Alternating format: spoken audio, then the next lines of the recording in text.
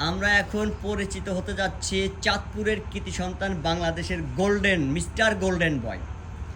আমি একটু দেখাই আপনাদের, এই যে দেখেন যে ওনার শার্টে অলরেডি লেখা আছে মিস্টার গোল্ডেন বয়। আমরা একটু ওনার সাথে পরিচিত হব। হ্যাঁ, মিস্টার গোল্ডেন বয়, আপনার মানে ডাক নাম কি? ধন্যবাদ, খুবই সুন্দর প্রশ্ন। আমার মেন নাম হলো আলামিন শেখ, দেশের বাড়িতে চাঁদপুরেই, আর এটা লুক মিস্টার গোল্ডেন বয়।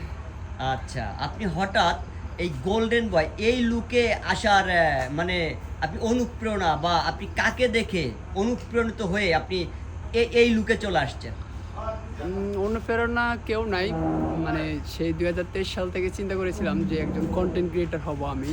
ওই চিন্তা থেকে আর কি একটু ব্যতিক্রম স্টাইলে সাজা, গোল্ডেন লুক নেওয়া, এবং গোল্ডেন লুক নিয়ে যখন আমি আমাদের চাঁদপুরে দুষ্টুমি করতাম পার্কে টার্কে, তখন অনেকটাই প্রচারণা চলে গেছিলাম প্রিন্ট মিডিয়া এবং ইলেকট্রিক মিডিয়ার কারণে। তো সেই থেকে আর কি বিভিন্ন সামাজিক কাজ করা এবং নাম উঠে গেছে মিস্টার গোল্ডেন বয়, এই আর কি চলতেছে। বুঝতে পারছি অ্যাকচুয়ালি আপনি মানুষকে আনন্দ দিতে ভালোবাসেন, আপনার ভালো লাগে। আপনি একজন কন্টেন্ট ক্রিয়েটর, আপনার কি ব্যক্তিগত কোনো ইউটিউব চ্যানেল বা ফেসবুক পেজ আছে? আছে, মিস্টার গোল্ডেন বয় নামে ইউটিউব এবং ফেসবুক পেজ, এগুলো যত ওয়েবসাইট আছে সবগুলোর নামে মিস্টার গোল্ডেন বয়। যাই হোক, একটা কথা বলি, আমি এখন অবস্থান করছি গাজীপুর পুবাইলে। এখানে একটা শুটিং সেটে এসে আলামিন ভাইয়ের সাথে, মিস্টার গোল্ডেন বয় ভাইয়ের সাথে দেখা হয়ে গেল। আপনারা মিস্টার গোল্ডেন বয় ভাইয়ের ফানি কন্টেন্টগুলা বা স্টেট যেই ওনার যেই মানুষকে আনন্দ দেওয়ার জন্য যে রূপটা উনি ধারণ করেন, সেটা দেখার জন্য অবশ্যই আপনারা আলামিন ভাইয়ের mister golden boy YouTube channel বা ফেসবুকটা ফলো করবেন। এখন আমি একটা কথা বলতে চাই, এই যে আপনি মানে একটা লুক নিছেন সম্পূর্ণ শরীর একেবারে হলুদ, আচ্ছা গোল্ড গোল্ড গোল্ড গোল্ড, কিন্তু গোল্ড এখন এরকম দেখা যাচ্ছে। এই যে যখন আপনি রাস্তা দিয়ে হেঁটে যান, তখন কি মানুষ আপনাকে মানে আপনাকে নিয়ে দুষ্টমি বা কেউ সেলফি টাইপের তুলতে চায়? অবশ্যই চাই তো, সবাই তো দুষ্টুমি করে ছবি তুলে এবং কৌতূহল হয়ে যায়, অনেকে আবার আশ্চর্য হয়ে যায়।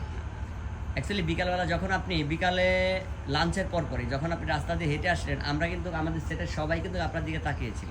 হ্যাঁ, আমি উঠছিলাম, আমার কাজটাও বোধ হয় সেটে। আমি আসে ওই যে ভাইয়াকে, আপনাদের বগুড়া নায়ক, ওনার সাথে কথা বলছিলাম, পরে বললাম যে আদি ভাইয়ের সাইড কোনটা, সেট কোনটা, ওই পরে দেখা দিল আর কি। আমি নাটকের স্টুডিও আসছি আর কি। আচ্ছা, আপনি আসছেন হচ্ছে আদিবাসী মিজান ভাইয়ের। হ্যাঁ, ওনার সেটে আসছি। হ্যাঁ, আদিবাসী মিজান ভাইয়ের অনেক অনেক নাটক আছে বাংলাদেশে, সুপার টুপার হিট। ওনার ওখানে বেসিক্যালি কাজ করে থাকেন, অভিনয় করে থাকেন হচ্ছে নায়িকার নামটা হচ্ছে মানসী প্রকৃতি আপু। ওই মানসী প্রকৃতির একটা সংলাপ কিন্তু সুপার টুপার ভাইরাল। শুনেছি মসজিদে গেলে নাকি আল্লাহ পাওয়া যায়, মন্দিরে গেলে খুদা পাওয়া যায়, ভগবান পাওয়া যায়, গির্জায় গেলে যিশুরে পাওয়া যায়, কোথায় গেলে আমি তোমাকে পাবো, আমাকে একটু বলবা? অ্যাকচুয়ালি এই সংলাপগুলো দিয়েই মানসী প্রকৃতি টাইম লাইনে আসছে। এরপর থেকেই ওনার নাটকগুলো হিট হওয়া শুরু হয়েছে। এই নাটকটা উনি করারও 2 বছর পরে এই নাটকটা হচ্ছে আপনার ভাইরাল। পরিচালক ছিলেন জয় সরকার, আর ওনার বিপরীতে হিরো ছিল হচ্ছে ছিল। যাই হোক, এখন আপনি এত বড় একজন গুণী মানুষের সেটে আসছেন অভিনয়ের জন্য, কেউ ভাগ্যবান মনে করতেছি। যাই হোক, কেমন অভিনয় কেমন করলেন? এখন অল্প একটু করেছি, যথেষ্ট ভালো পারফরমেন্স দেখানোর চেষ্টা করতেছি। আর নামটা ওই নামটা জানি কি ভাইয়া যার সাথে কাজ করছি। আচ্ছা, যাই হোক, ভালো একজন অ্যাক্টরের সাথে কাজ করছি। সূর্য খান কই আসো। হ্যাঁ, সূর্যরাজ। আমরা একটু সূর্যরাজের সাথে একটু পরিচিত হব। একই ফ্রেমে আলামিন ভাই ও সূর্যরাজ হচ্ছে ব্রাহ্মণবাড়িয়ার ছেলে, যেখানে শুধু কুপাকুপি হয়। আমরা হচ্ছে কোপানোর বেলা এক্সপার্ট। হ্যাঁ, মানে কি কোপানোর বেলা এক্সপার্ট। আচ্ছা, কারণ ছাড়াই আমরা কোনো কারণ খুঁজি না। আবার হ্যাঁ, আমাদের মধ্যে যেমন আপনি ঝগড়াঝাটি ঝামেলা দেখতে পাচ্ছেন, তেমন আন্তরিকতাও কিন্তু আছে আমাদের মধ্যে। হ্যাঁ, আপনি কখনো যদি সুযোগ পান ব্রাহ্মণবাড়িয়া বেড়াতে যাবেন, বেড়াতে গেলে দেখতে পারবেন যে তাদের আন্তরিকতা, তাদের আপ্যায়ন কীরকম হয়। হ্যাঁ, তখনই দেখবেন আপনার মাইন্ডের যেই চিন্তাভাবনা সব চেঞ্জ হয়ে যাবে। যাই হোক, কিন্তু আমার তো ভয় করতেছে। আমি ছোট্ট আমি একজন- কেয়ার পাশে দাঁড়ায় আছি। আমি একজন Round কন্টেন্ট পরে, ক্রিয়েটর, যদিও ছোট ছোট ছোট নাটকগুলো করে থাকি, সিঙ্গেল নাটকও করি, তবে আমি আপনাকে দিয়ে একদিন একটা কাজ করব সূর্যর পাশে রেখে।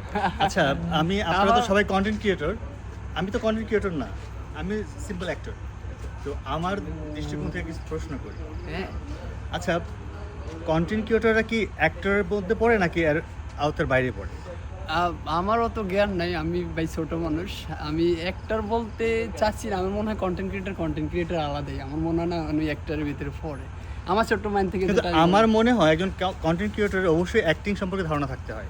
হ্যাঁ, সেটা তো থাকবে, কিন্তু সব কন্টেন্ট এখন এখন না। এখন আমি কন্টেন্ট ক্রিয়েটর বলতে আমি যতটুকু বুঝি, একটা ছবিও যদি তোলা হয় সেটা একটা কন্টেন্ট, হ্যাঁ, একটা শর্ট ফিল্ম যদি মেক করা হয়, তৈরি করা হয়, সেটা একটা কন্টেন্ট, একটা নাটক যদি তৈরি করা হয় সেটা একটা কন্টেন্ট, এমনকি একটা সিনেমাও বর্তমান কন্টেন্টের মধ্যেই পড়ে। তার কারণ এই কন্টেন্টটা উল্লেখ করেছে একমাত্র ফেসবুক।